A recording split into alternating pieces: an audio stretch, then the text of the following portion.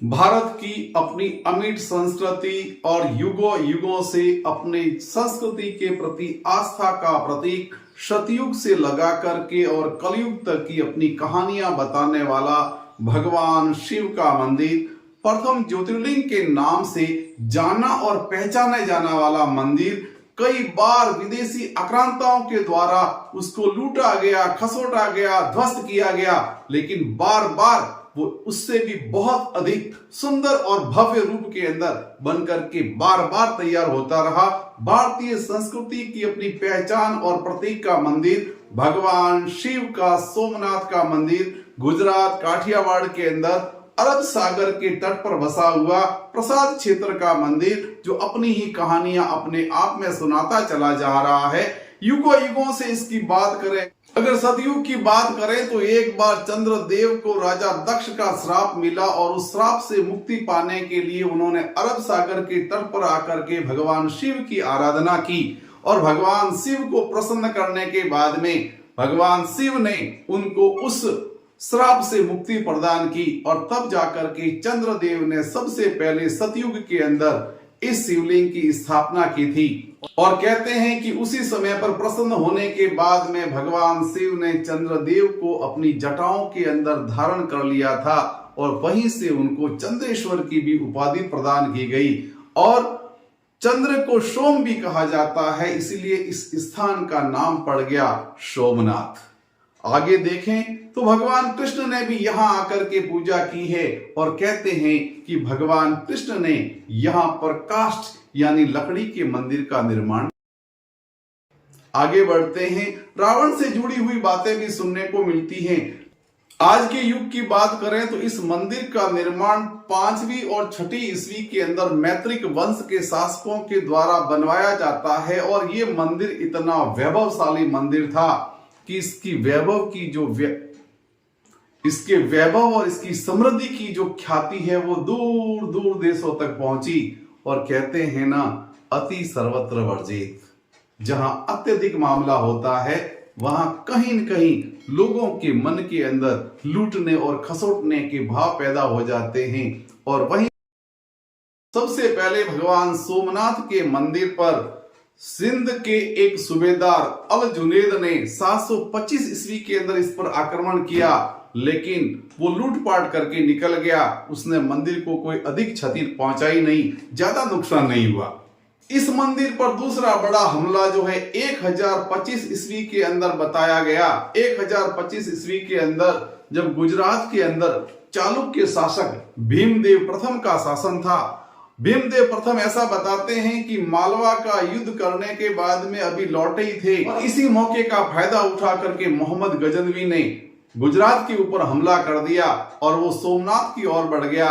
कहते हैं कि इस समय के अंदर उससे संघर्ष करने की स्थिति में भीमदेव नहीं थे, फिर भी उन्होंने उसके साथ में संघर्ष किया और उसको रोकने का प्रयास किया, लेकिन उनकी छोटी सी सेना उसका मुकाबला नहीं कर पाई।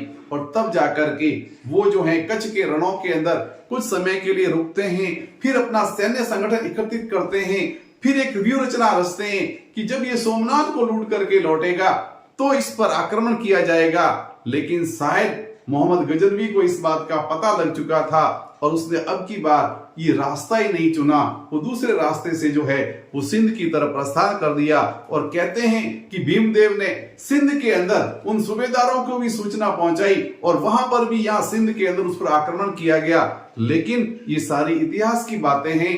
मेन बात ये थी कि इस समय में मोहम्मद गजनवी ने मंदिर को बहुत नुकसान पहुंचाया। वो अपने साथ में हीरे जवाहरात आभूषण कीमती सामान जो है लूट करके लेके गया। इतना ही नहीं, उसने शिवलिंग को भी ध्वस्त किया। और इस समय के अंदर वहां के जो रक्षक लोग थे, वहां काम करने वाले लोग थे, वहां जो पुजारी लोग थे और वहां की आम जो जनमानस थी, उन्होंने भी मोहम्मद गजनवी का सामना किया और अपने प्राण न्यौछावर किए। उसके बाद में भीमदेव ने संकल्प लिया और संकल्प लेने के बाद में उस मंदिर का पुनर्निर्माण करवाया। ये मंदिर जो है बलुआ पत्थर से बन करके निर्माण करवाया गया और अब की बार इसकी भव्यता उससे भी अधिक थी।